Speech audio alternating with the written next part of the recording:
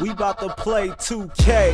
Brutalsim, step back J. Kobe got that clutch, throw it up, that's game. I'm going through the lane, Russell Westbrook, Quickness. Now before we get to the video, make sure and hit this notification bell so you'll be one of the first on the scene, wicked and mean, to receive a message whenever your boy actually uploads a video, man. So you already know, man. Shout out to the notification crew. You all stay supporting your boy, much respect. Now let's get to the video. What up, it's your boy. You don't know Brutalsim on the scene, wicked and mean. You know your boy gotta keep y'all updated, man. Alright, shout out to D-Man, man. He actually did a video, and a pretty like a next 20-minute video, man, talking about defense. And you know your boy passionate about defense, man. So I took some pointers, man. I took some notes for y'all, man, to try and make it. You know I got y'all back. I told y'all, man, I'll be there.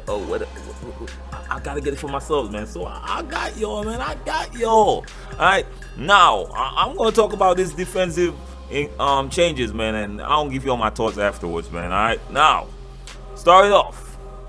He did highlight on the first point, the movement felt more fluid. In that, you know, in NBA 2K17, right? Sometimes you move that stick and there's a delay, or you feel like your feet is stuck to the ground. He said it's very responsive.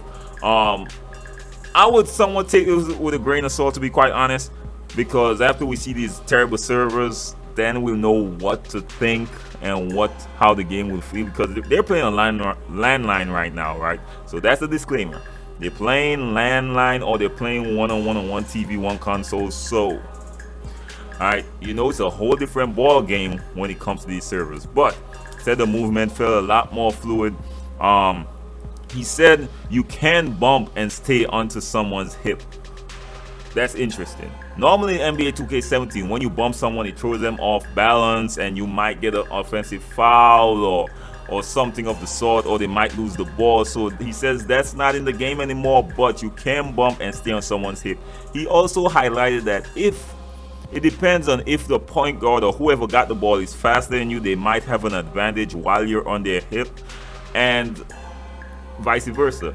If the defender is faster laterally or whatever, if he could slide faster, you might have a huge advantage while being on his hip, man. So that's pretty interesting to me right there. The third point is he said the drag that was in NBA 2K17 and 15, yeah, no, 17 and 16, my bad, is gone. The drag with the arrow that is annoying as hell. If you switch, sometimes you still get pulled. Not there anymore. The drag that if you double team, sometimes you're trying to go back to your dude, you can't. It's not there anymore. So losing control of your player, basically, right? And feeling that some like a magnet just pulling you is no longer there. That's a huge positive for me right there. One of the most irritating things to me in 2K17 is that they never really got to fix it. All right, although they said it did in multiple patches, but we're not going there. He also said the lateral quickness has been improved.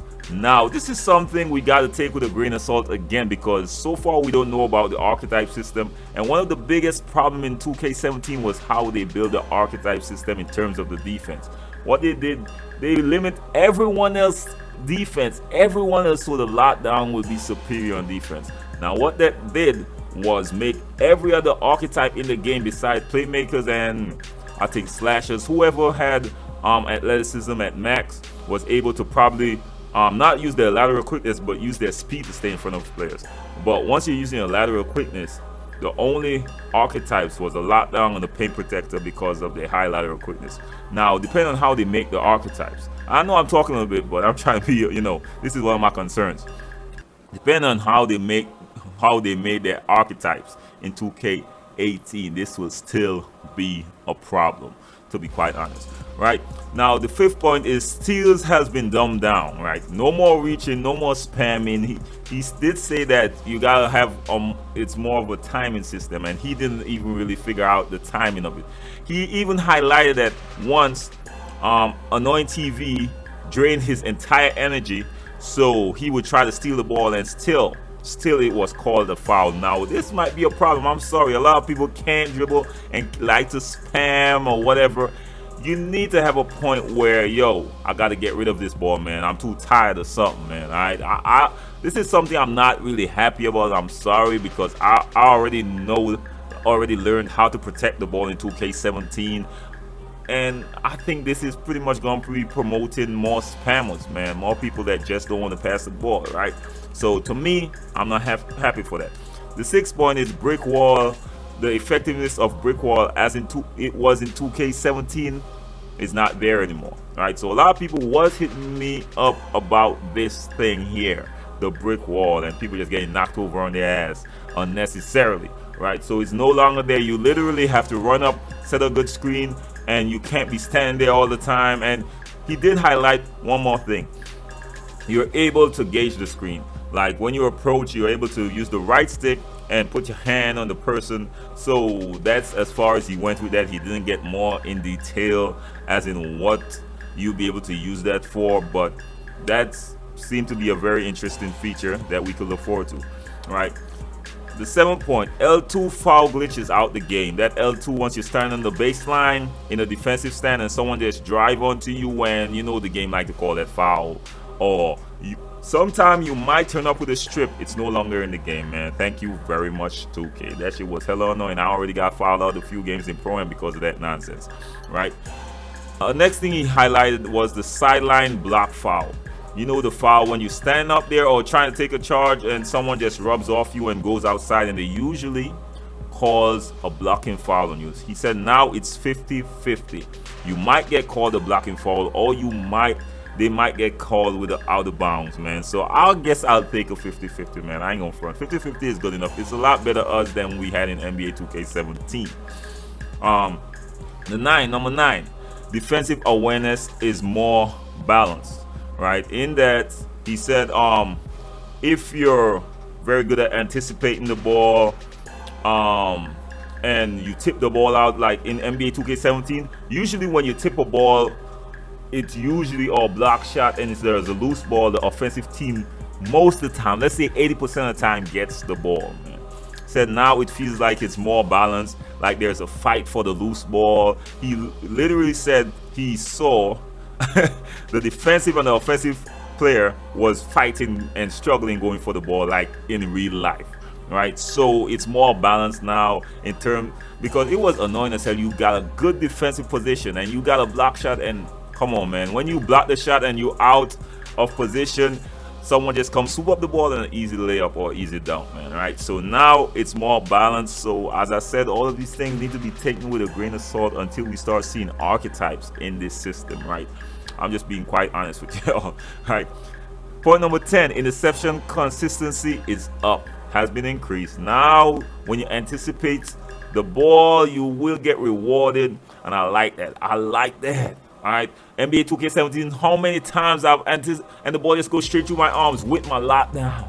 I'm in front of someone and they pass the ball straight through me with my lockdown. Now, I'll be defensive player of the year, man. Alright, because I'll be reading these passes a lot, man. So once you play the lane, you will get rewarded once you got that timing, that skill. It's more based around skill and timing, man. Alright, so I think this is where you might have to get these steals from, but because it's hard as hell to rip someone, so that would be very interesting to see. The next thing he highlighted, holding L2 when it comes to defensive intensity. When you hold that, when you go down in that defensive stance, depending on who you play with, you got different defensive animation and a different defensive pressure. So he used LeBron and Carmelo as an example. He said when he played with Carmelo, he went in that defensive stand. It wasn't too much pressure. He just did like a containing, you know, he gave him enough space. But when he picked LeBron and went in that defensive stand, right, LeBron was all up on the person with the ball, and he was just smothering them on defense. Like his defensive intensity was to another level, man. So I ain't gonna front. That song's exciting. That song's more realistic right there. You could imagine playing defense with someone like Kawhi Leonard. I'm telling y'all, man, that's gonna be very interesting, especially with archetypes, right? If they bring back the lockdown and the lockdown, you could imagine that type of defense the lockdown will be playing at the same time, man, right?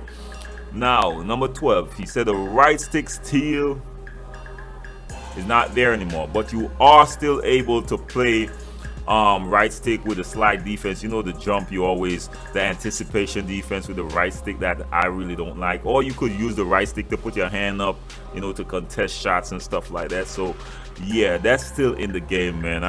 And last but not least, when defending the inbound pass, like a lot of people do, to go that inbound pass cheese.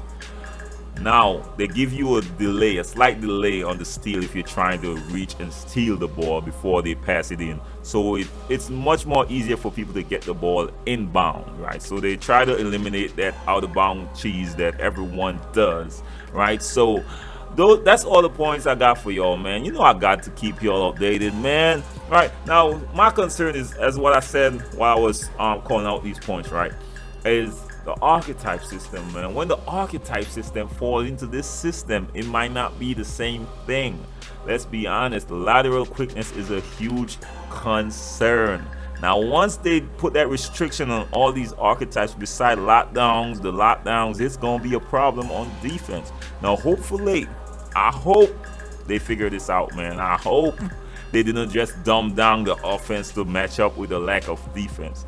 I hope. Alright, so let me know what y'all think in the comments, man. Your boy Sim, I gotta keep y'all updated, man. Your first time to my channel, like the video, share the video, man. Make sure and hit your boy subscribe, man. Show your boy some love. Your boy Sim, one love, respect, bless.